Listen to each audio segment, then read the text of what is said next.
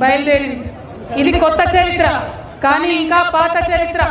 ఈ సంగారెడ్డి పక్కనే కొండాపూర్ అని ఉంటుంది. ఆ కొండాపూర్లో వందల సంవత్సరాల తెలంగాణ చరిత్ర ఉన్నటువంటి నేల ఈ సంగారెడ్డి.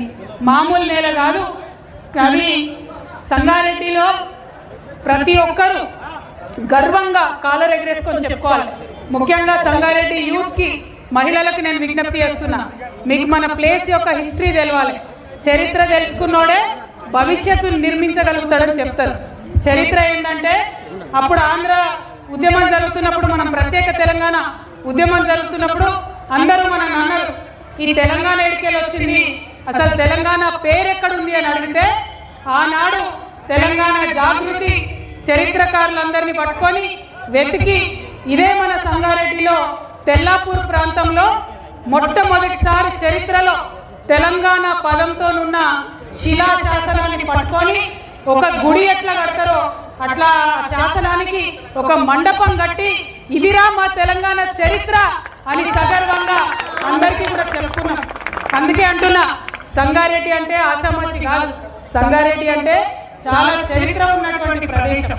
మరి అటువంటి సంగారెడ్డిలో పుట్టినందుకు మీరు ఇవాళ మీతో పాటు ఇక్కడ తెలంగాణ రక్షణ సేన జెండా ఎగిరేస్తున్నందుకు నేను సంగారెడ్డి నేల తల్లికి శిరస్సు వంచి నమస్కారాలు తెలియజేస్తున్నా, ప్రణమిల్లుతున్నా.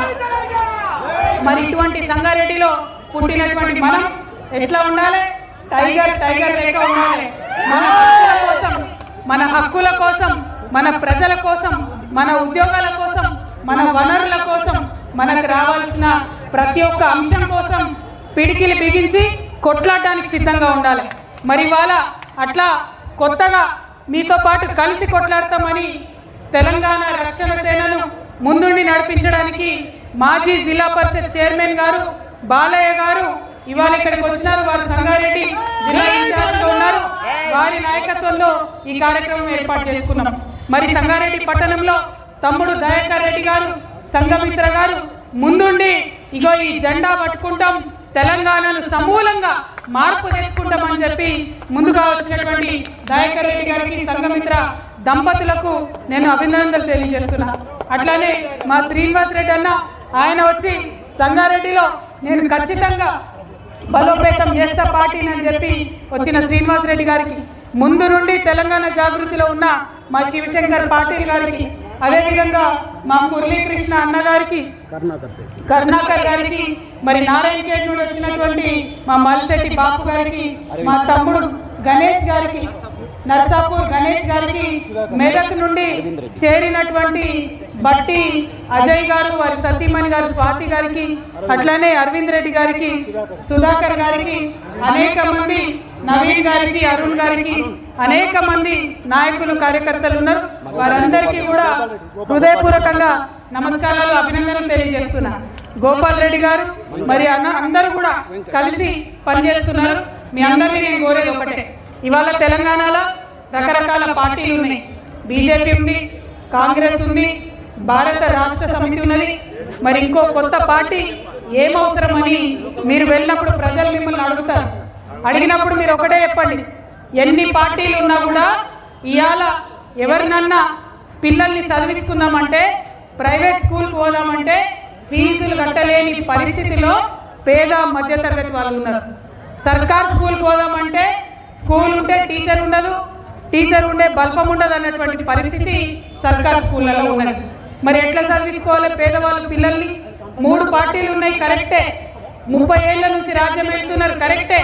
కానీ పిల్లలు చదువుకోవాలంటే అవకాశం ఇవ్వనటువంటి పార్టీలు ఉండి లేదు. అందుకే ఇవాళ తెలంగాణలో ఒక కొత్త రాజకీయ శక్తి రావాలనే మీ ఆడబిడ్డగా మీ పిల్లల చదువుల బాధ్యతలను నేను తీసుకుంటా అని చెప్పి ఇవాళ తెలంగాణ రక్షణ సేన పెట్టుకొని మీ ముందుకు రావడం జరిగింది. అదేవిధంగా ఇవాళ ఇన్ని పార్టీలు ఉన్నాయి, ఇంతమంది పెద్ద పెద్ద నాయకులు ఉన్నారు. కానీ ఎక్కడికన్నా ఒక ప్రైవేట్ హాస్పిటల్కి పోతే యాక్సిడెంట్ అయితే లక్షలు ఖర్చు అయితే ఏమొస్తున్నది ప్రభుత్వం నుంచి ఒకసారి ఆలోచించాం. దవాఖానకు పోయేటట్టుందా సర్కారు దవాఖానకు? ఆడికి పోతే సూది ఉంటే దూది ఉండదు, దూది ఉంటే సూది ఉండదు. మరి సర్కారు దవాఖానలో అవకాశం ఇయ్యరు, ప్రైవేట్ దవాఖానకు పోదామంటే స్తోమత లేదు. ఏం చేయాలి తెలంగాణ ప్రజలు? ఆ పరిస్థితి మారాలి. మారాలంటే ఒక కొత్త రాజకీయ శక్తి, అది కూడా మీ ఆడబిడ్డ రావాలి. ఎందుకంటే ఒక తల్లికి తెలుస్తుంది బిడ్డ చదువుకోవాలంటే ఎంత తల్ల తిరుగుతుందో ఒక తల్లికి తెలుస్తుంది. నాకెవరికన్నా ఇంట్లో ఆరోగ్యం బాగాలేకపోతే ఎంత బాగుంటుందో ఆ ఇంటి ఆడబిడ్డకు తెలుస్తుంది. కాబట్టే ఇవాళ నేను ఒక అడుగు ముందుకేసిన, ఎవరి మీద నమ్మకంతో, మా తెలంగాణ ఆడబిడ్డల మీద నమ్మకంతో ఒక అడుగు ముందుకేసిన. ఇన్ని పెద్ద పెద్ద పార్టీలు ఉన్నాయి, తెలంగాణలో మార్పు రాలే. ఖచ్చితంగా వచ్చినటువంటి కొత్త పార్టీతోని మార్పు తీసుకొని వస్తాం. ఇవాళ సంగారెడ్డిలో ఇంత చరిత్ర ఉన్న సంగారెడ్డిలో నేను మీ అందరికీ మాటిస్తున్నా, ఖచ్చితంగా రాబోయే ఎన్నికలలో టీఆర్ఎస్ పార్టీ అధికారంలోకి వస్తుంది. వచ్చిన తర్వాత మీకు ఉచిత విద్య ఉచిత వైద్యం ఇవ్వకపోతే, నన్ను ఉచిత విద్య ఉచిత వైద్యం ఇవ్వకపోతే ఇదే తెలంగాణ తెల్లాపూర్ శాసనం దగ్గర నన్ను కట్టి